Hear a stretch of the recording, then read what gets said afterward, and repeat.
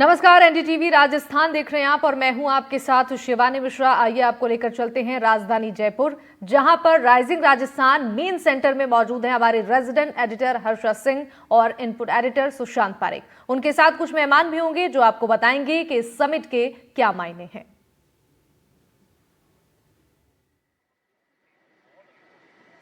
बहुत बहुत शुक्रिया। मैं हर्षा कुमारी सिंह और मेरे साथ है मेरे सहयोगी सुशांत पारेख। हम आपको ला रहे हैं ये खास रिपोर्ट राइजिंग राजस्थान पर। लेकिन हम यहाँ पर चर्चा करें निवेश को लेकर और ये बात करें कि क्या क्या निवेश के क्षेत्र हैं, उसके पहले हम आपको दिखाते हैं ये खास रिपोर्ट।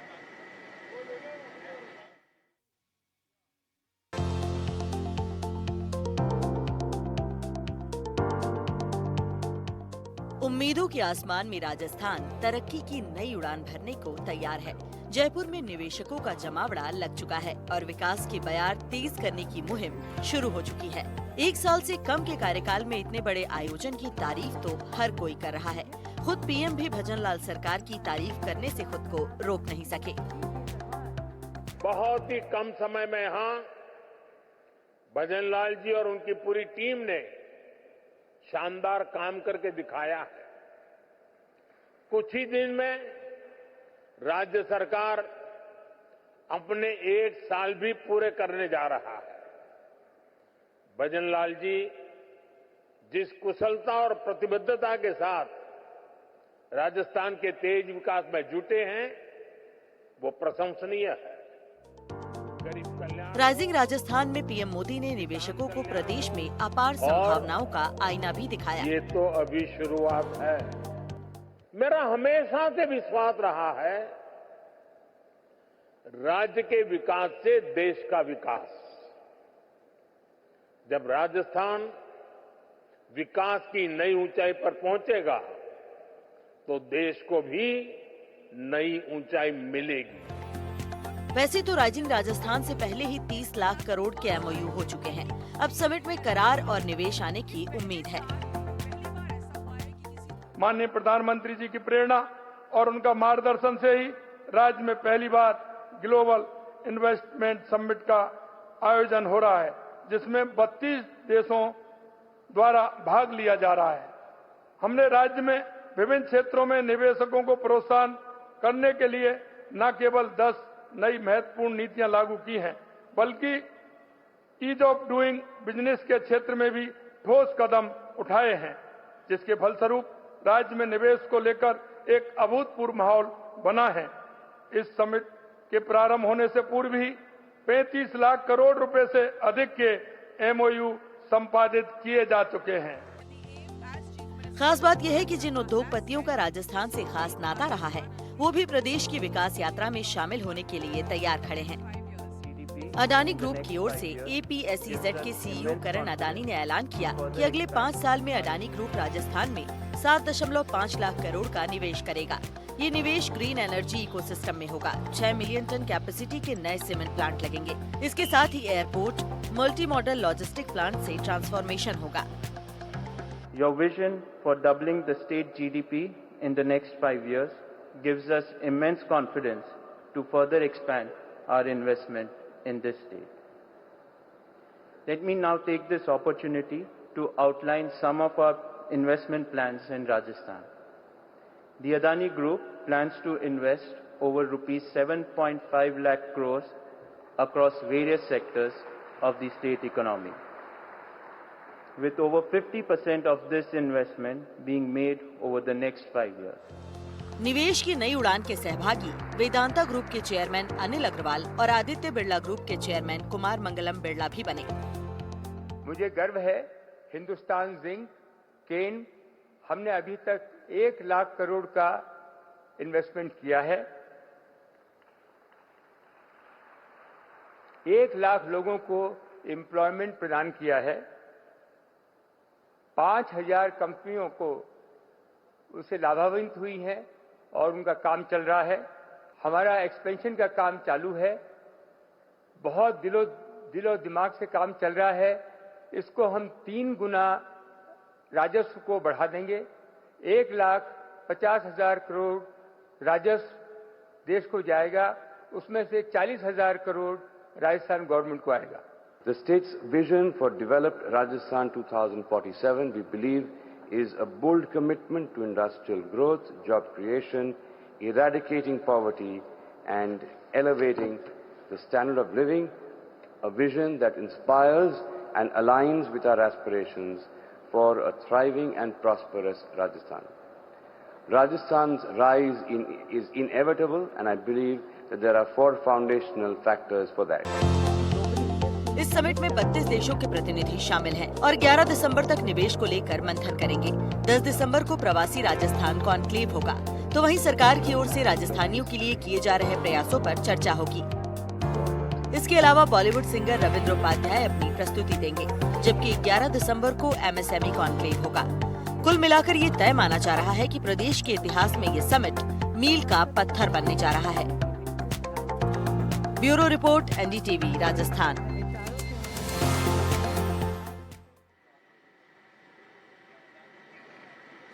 और राजस्थान में निवेश करना क्यों सरल है, इसको लेकर मैंने खास बातचीत की उद्योग मंत्री राज्यवर्धन राठौड़ के साथ। राजस्थान गवर्नमेंट का जो राइजिंग राजस्थान समिट है उसमें बहुत पैमाने पे बड़े डेलीगेट्स आए हैं और लगता है कि बहुत ज़्यादा निवेश होने वाला है। राज्यवर्धन जी, आपने जो एक बात कही थी वो बहुत महत्वपूर्ण थी कि जब तक अर्थव्यवस्था को नहीं सुधारेंगे तब तक एम्प्लॉयमेंट नहीं जनरेट कर पाएंगे। And I think somewhere everyone knows the answer is not only to expect jobs from the government but actually to generate employment in business. Harsha, एक सरकार की ये जिम्मेदारी रहती है कि वो नीतियों के माध्यम से, अपनी कार्यशैली के माध्यम से, कोलैबोरेशन के माध्यम से, यानी केंद्र सरकार और दूसरे देशों की सरकारों के साथ कोलैबोरेशन के माध्यम से एक ऐसा वातावरण बनाए अपने प्रदेश के अंदर जिससे आर्थिक वाइब्रेंसी जनरेट हो, यानी आर्थिक मजबूती आए। जब आर्थिक मजबूती आती है तो चाहे किसान हो, क्योंकि एग्रो प्रोडक्ट्स के अंदर काम होगा, चाहे किसान के बेटा या बेटी हो, वो कहीं सर्विस सेक्टर होगा, कहीं स्किलिंग होगी, चाहे या आपके जो महिला वर्ग है जहाँ पर हैंडीक्राफ्ट्स है या सर्विस सेक्टर है या एंटरप्रेन्योरशिप है। अब राजस्थान सरकार ने सरकारी नौकरियों की घोषणा करी है कि हम 4 लाख नौकरियां देंगे इन हमारे पहले कार्यकाल के अंदर। उसके साथ साथ पहले ही वर्ष में हमने ये इन्वेस्टमेंट समिट करा, राइजिंग राजस्थान ग्लोबल समिट करा। दूसरे देशों में जब हम गए तो उन्हें सबसे पहले तो खुशी हुई क्योंकि भारत के ऊपर भरोसा है। दूसरा उन्हें आश्चर्य हुआ कि राजस्थान के अंदर टूरिज्म के अलावा इतने सारे सेक्टर्स भी हैं। और एक बार जब आप आगे बढ़कर हाथ मिलाते हैं तो ज्यादातर लोग आप पे विश्वास करके आप ही के प्रदेश आते हैं।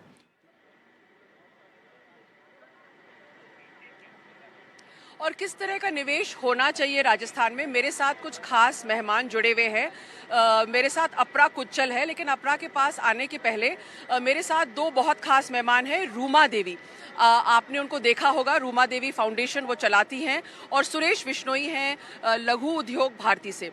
रूमा देवी, पहले मैं आपसे पूछना चाहूँगी, आपने एक हैंडीक्राफ्ट का जो एक तरह से किया, इतने सारी महिलाओं को आपने उद्योग दिया और एक नई पहचान बनाई बाड़मेर के हैंडीक्राफ्ट को लेकर।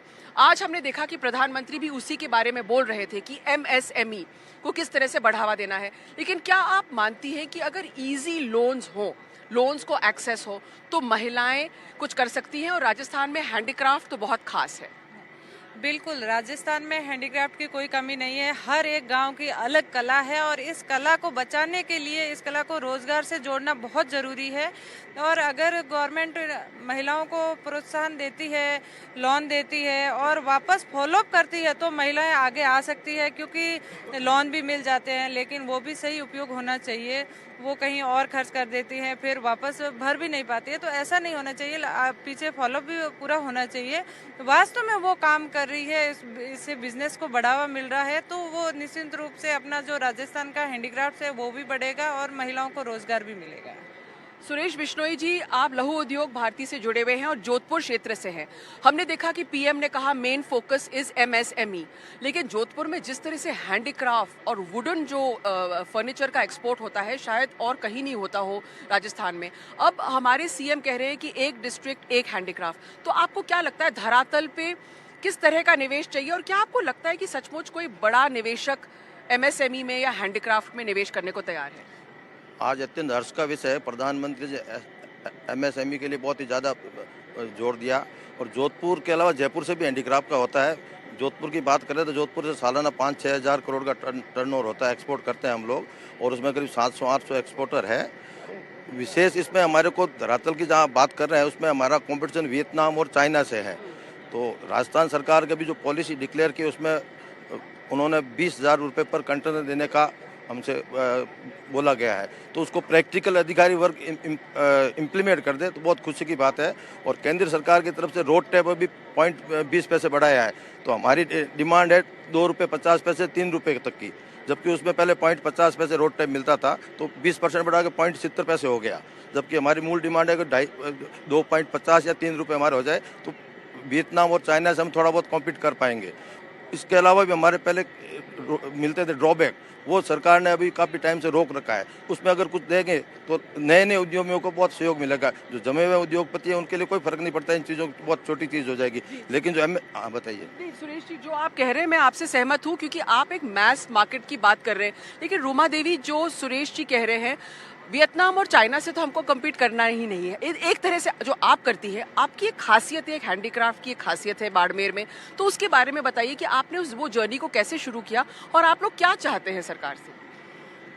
देखिए, जो हैंडीक्राफ्ट है उसको फैशन के हिसाब से मॉडिफाई करके, नवाचार करके और जो कला है इसका आदान प्रदान करके हम समय के हिसाब से चलेंगे तो ये हैंडीक्राफ्ट है जो नया रूप लेगा। और राजस्थान में जिस तरीके से अभी राजस्थान लगता है मार्केट अभी भी है क्या हैंडीक्राफ्ट? बिल्कुल है, क्योंकि वापस लोग इसमें इंटरेस्ट रखने लगे हैं, चाहे वो ट्रेडिशनल चीजें हो, क्योंकि ये हमारे राजस्थान की धरोहर है। ये खत्म हो गई तो राजस्थान के पास क्या बचेगा? क्योंकि आप क्या क्राफ्ट करते हैं वहाँ पे?